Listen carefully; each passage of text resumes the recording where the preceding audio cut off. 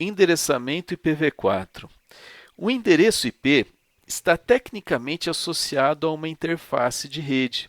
Então, a fronteira entre o sistema final e o enlace físico é denominada de interface. Então, é esse ponto que a gente fala.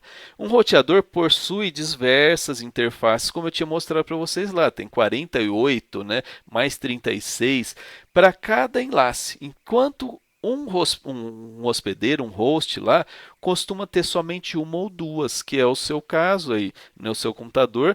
Alguns laptops só tem Wi-Fi, não tem nem conexão de rede, mas Wi-Fi é uma interface também. Bluetooth é uma interface também de comunicação.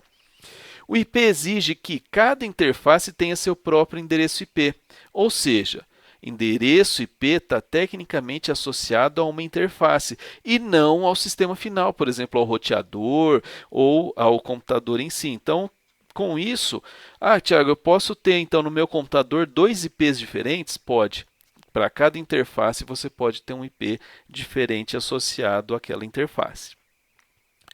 Cada endereço IP tem comprimento de 32 bits, equivalente a 4 bytes. Isso a gente está falando ali de IP versão 4. Portanto, tem um total de 2 elevado a 32 endereços IPs possíveis. É muita coisa, né? Então, fazendo uma aproximação de 2 elevado a 10 por 10 ao cubo, é fácil ver que vai ter cerca de 4 bilhões, mais ou menos, de endereços IPs possíveis. Esses endereços são escritos em notação decimal separada por pontos. Então, por isso que a gente vê lá fisicamente esses caras ali separadinhos lá, que é 192.168. É isso daí que eu estou falando. Esse que é o endereço IP que a gente está descrevendo aqui. Então, para a gente ter uma noção, considere esse endereço aqui, ó, 193.32.216.9. 193 é o número decimal equivalente aos primeiros 8 bits do endereço. O 32 é o segundo conjunto e assim por diante. Ó. Então, é isso daqui que vai ser em bits o meu endereço. Então, os endereços não podem ser escolhidos de qualquer maneira. Uma parte do endereço IP de uma interface é determinada pela subrede onde ele está conectado. Então, não é aleatório essa atribuição desses IPs. Como que é isso daí, então? Imagina essa interface aqui. Ó. A gente tem aqui essa rede. Então, a gente tem aqui um roteador aqui. Tem essa rede 223.1.1.1 nesse computador, o ponto 2, o ponto 3. Nota que aqui a gente tem uma outra rede, 223.1.2.1, e aqui 223.1.3.1. Está vendo que são coisas diferentes. Então, o que vai acontecer? Eu tenho aqui, para interligar eles, foi colocada aqui uma interface, um switch ali, para fazer essa ligação entre esses hosts e meu roteador ali do meio. Então, por que eu sei que é um roteador? Porque eu tenho interfaces com IPs, com redes diferentes aqui, e ele tem que definir uma rota para onde ele vai encaminhar essas coisas. Tá? Nota que esse daqui é um switch, então aqui a gente não está falando de roteador, Então aqui é um switch onde todos esses IPs aqui estão ligados nele e todos estão na mesma rede. Então, essa que é a diferença ali para o roteador, a gente já vê esse ponto. Outra coisa, eu posso ter uma solução Wi-Fi aqui também. Então, eu tenho aqui uma estação base Wi-Fi que também pode fazer essa interligação. Normal isso daí, esse ponto ali. Mas aí vem, como é que a gente analisa de saber essas partes de subrede? Então, olhando aqui, tirando essa parte, só deixando os IPs, quando a gente analisa, a gente vê que aqui a gente tem uma subrede 223.1.3, mas por que esse 0/24? Porque são esses endereços aqui, tá vendo que só está variando o final? Então, isso daqui é uma subrede. Tá? Eu vou ter uma outra subrede aqui em cima, 223.1.1, e a 223.1.2. Tá? Então, é isso que ele vai acabar mostrando para a gente aqui. Então, nesse caso, eu estou com 3 subredes. 3 subredes, 223.1.1.x aqui, quer dizer, todos têm os mesmos 24 bits à esquerda. Como assim? Porque lembra que a gente dividiu lá, era 8, 8, 8, 8. Então, cada aqui tem 8 bits. Então, esses 3 primeiros aqui, esses 8, mais o 8 aqui, mais 8 aqui, esses caras têm o mesmo valor. né? Então pode ver aqui, ó, eles são sempre os mesmos, ó, 223.1.1.1, o final é ponto 2, ponto 3 e ponto 4. Então só mudou o final. Os 24 primeiros bits à esquerda são todos os mesmos. Além disso, né, essa notação é conhecida como máscara de subrede. Então, quando você vê na literatura, é isso que vai aparecer como máscara de subrede lá. 24 bits mais à esquerda definem o endereço da subrede. Então, é esse o ponto que a gente vai ter ali falando de subrede.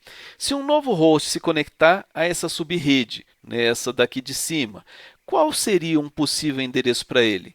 Então, eu vou olhar aqui, 223.1.1, e aí ele olha, o último cara é ponto 4, eu posso pôr um ponto 5, ponto 6, ponto 7 e assim por diante. Eu posso colocar algum variando simplesmente o final ali.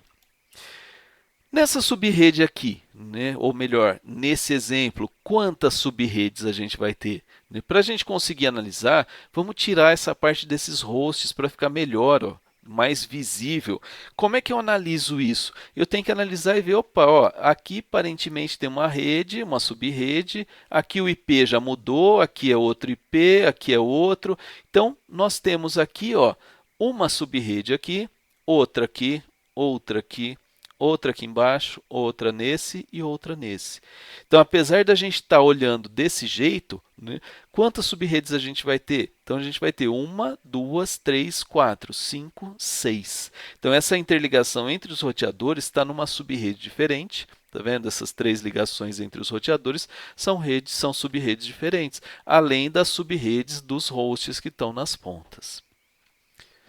Mas como é que os endereços IP são atribuídos? Porque a gente viu ali, beleza, eu tenho os IPs, máscara de subrede, mas como é que ele é atribuído? Existe um órgão chamado LACNIC. Nesse caso aí, né, é um cara que vai registrar uma organização não governamental internacional. Ela é estabelecida no Uruguai em 2002, ela foi criada, e ela que é responsável pela designação e administração dos recursos de IPv4 e IPv6, números autônomos de resolução inversa, entre outros recursos. Esses caras só falam da região da América Latina e Caribe, tá? Essa LACNIC é responsável por isso.